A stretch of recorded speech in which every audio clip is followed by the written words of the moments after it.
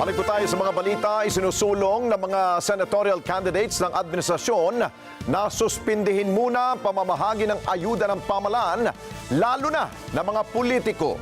Dahil daw ho yan, nagiging tamad at mas pinipiling wag na lamang magtrabaho ng ilan po nating mga kababayan dahil po sa ayuda. Kunin natin ang live report ni Mian Corbera. Mian?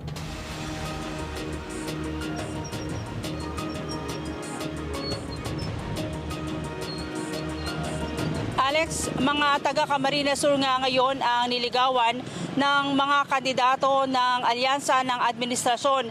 Sa harapan nilang tinalakay sa publiko yung isyu ng ayuda dahil ito daw ay nagagamit ng ilang politiko sa kanilang pangangampanya.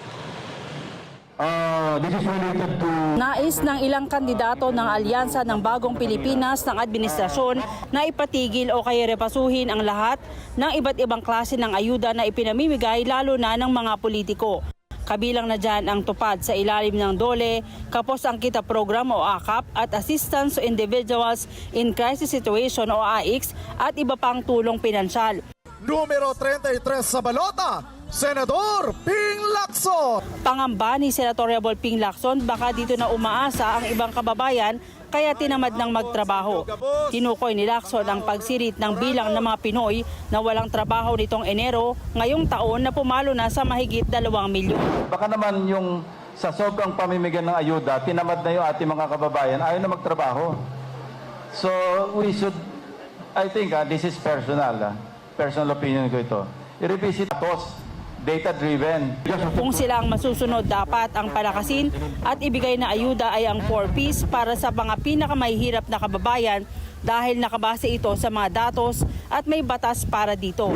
Kung bigyan lang tayo ng bigyan ng ayuda at hindi na ito nakabase doon sa mga datos na pinoprovide ng PSA, ng national government, baka naman natatapon lang yung pera. Samantala kung 4Ps yung i-enhance natin, meron itong, this is time bound.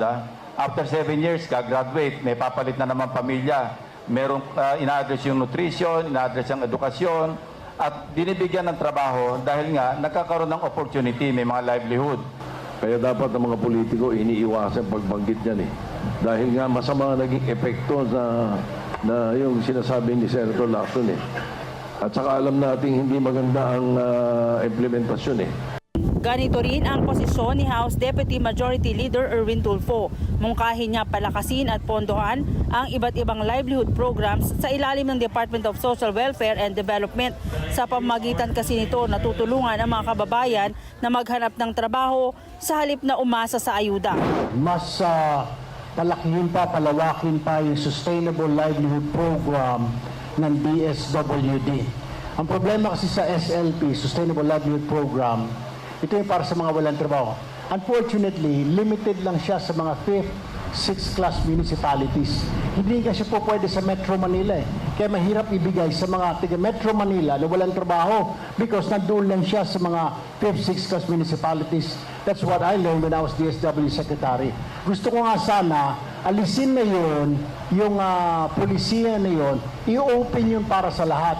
Mungkahi naman ni dating DILG Secretary Benher Abalos, sa halip na ayuda dapat palakasin ng mga local government units ang koordinasyon sa mga kumpanya at public employment service para bigyan ng trabaho lalo na ang mga bagong nakapagtapos na kabataan.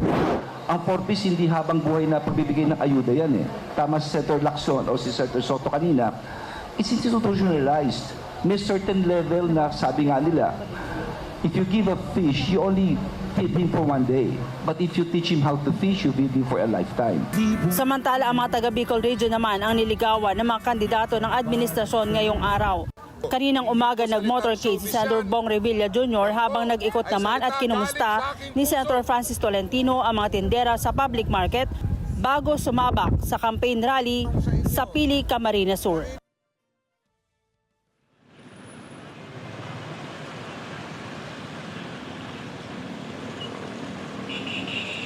Alex, mag-aalas 5 kanina ang hapon nang umalis na dito si Pangulong Bongbong Marcos. Siya mismo yung nangampanya sa may 12 kandidato ng alyansa. Ang Bicol Region daw ang pinili nila dahil isa ito sa itinuturing na vote-rich provinces. Alex. Okay, Mian, ang mga tulong sa ating mga kababayan ay galing yan sa request ng ating executive branch, which is the President at yung kanyang mga kalihim. Batay ho yan sa mga pondo no, na para ibigay sa tulong ng ating po mga mahihirap na mga kababayan.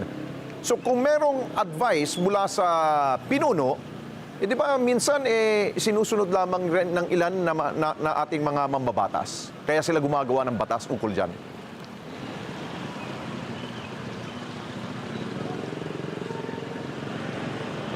Pero Alex, kasi alam naman natin na yung ilan doon sa mga ayuda na ipinapamahagi, katulad ng controversial na AKAP, yan ay isiningit nung unang nakaraang taon ng mga kongresista sa ilalim ng 2024 budget.